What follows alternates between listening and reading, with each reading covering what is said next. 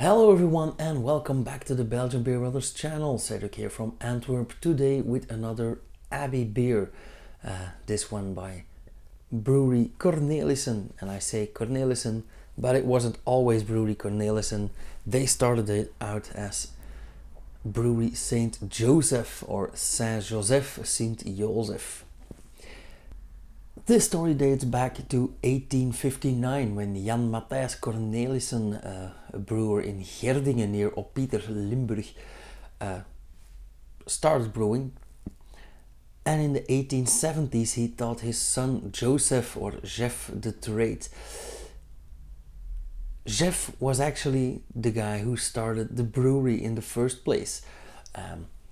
As many brewers did in those days, Jeff became mayor, but in 1899 his wife passed away during childbirth of their 11th child, and a lot of things start changing.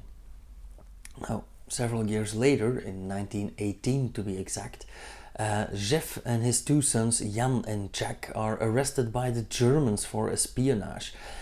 Jeff gets the death penalty, and luckily he got it converted to a lifelong sentence of forced labor. Thank goodness 1918 was the last year of the war. The war ended and his punishment actually never got carried out, so he went back home and they picked up the daily chores at the brewery again.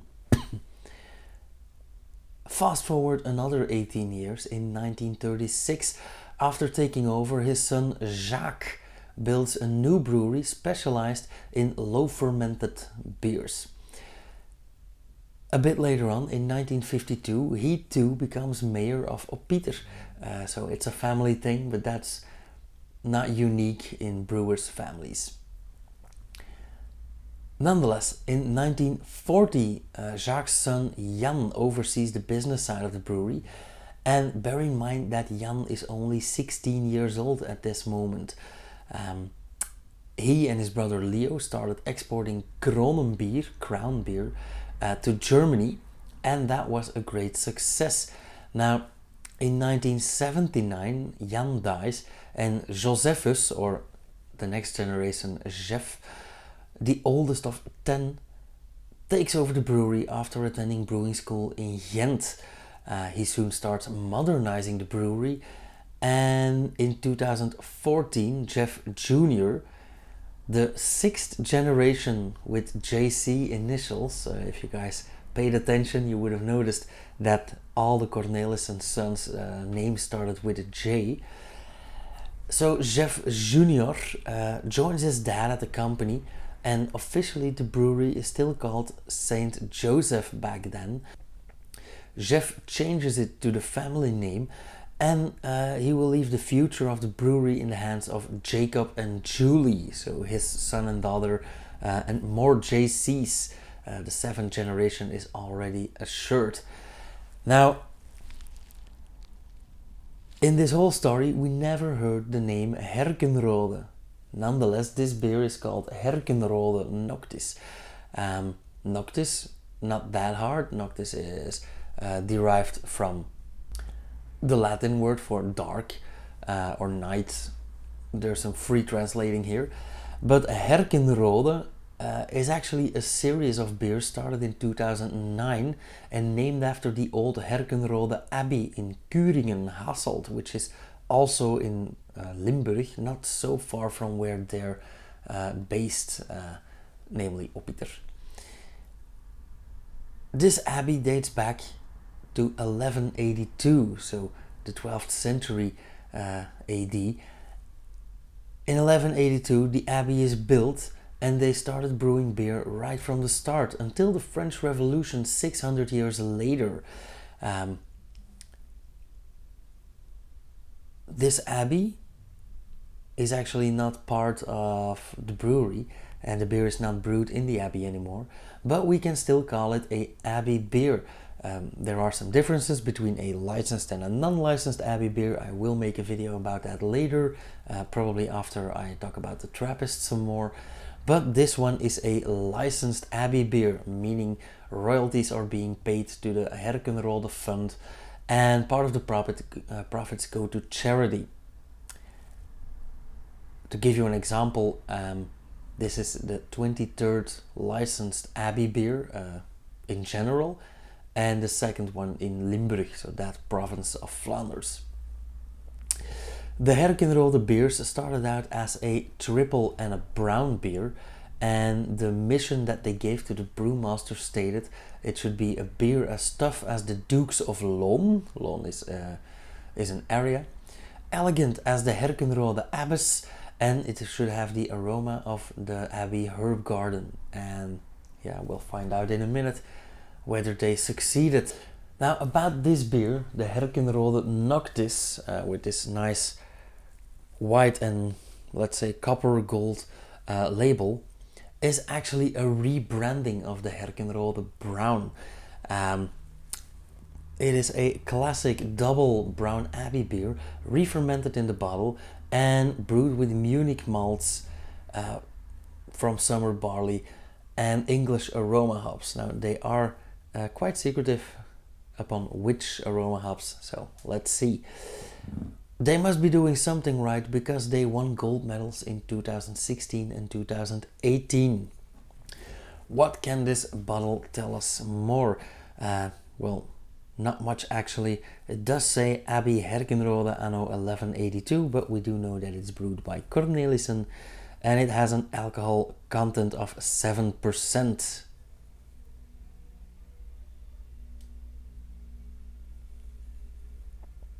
I actually like this label, by the way. Very nice.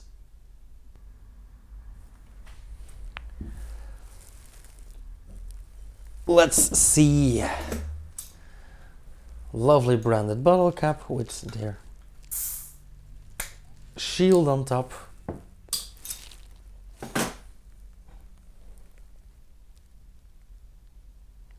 Yeah, this has that very classic brown beer, this very classic double smell, a nice scent, very malty actually, a bit sugary even, but oftentimes these beers are brewed with candied sugar, with dark unrefined candied sugar. Lovely color. Let's put some head on there. Okay, maybe I should temper my enthusiasm a bit, because that's a bit, yeah, much head. Nonetheless, lovely color, a coppery brown color, and immediately we see why they made that choice for that label. Quite hazy, unfiltered, but of course it has re-fermented in the bottle. A nice off-white, let's say slightly beige head of foam with medium density bubbles, actually rather small bubbles as well. We see some pearls on the side of the glass, so it is still nicely carbonated. I do get some spicy notes in the scent. Now of course they did ask for the aroma of a herb garden, so it is quite herbal, quite spicy.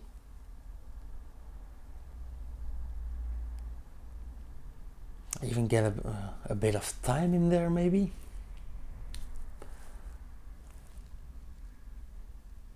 And still, pardon me, still some carbon dioxide, a lot of malts, some candied sugar. So yeah, very, very classic, yet with a slightly herbal twist. So far I am liking this.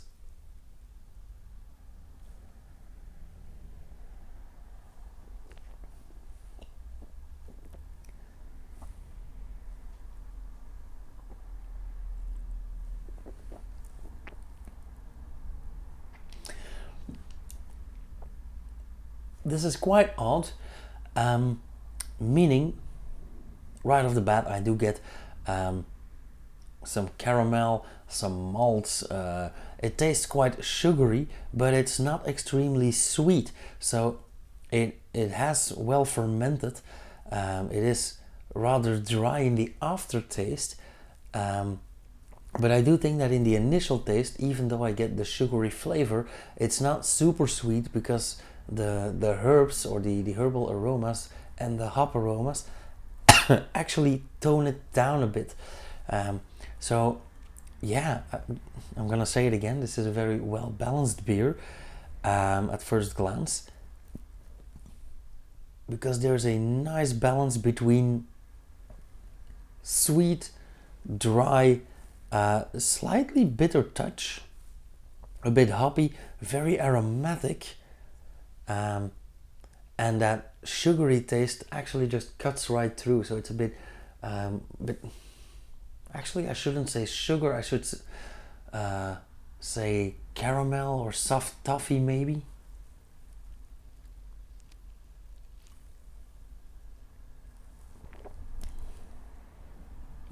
People from around here or from the North Sea side or from the south of Holland, if I say babelute, which is a kind of toffee candy, you'll know what I mean. And yeah, this has this side taste of babelute actually, so soft toffee candy.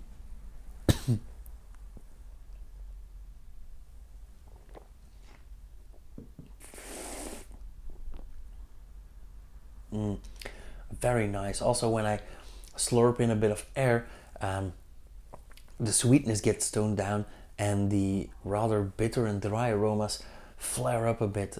Absolutely lovely. So I do think that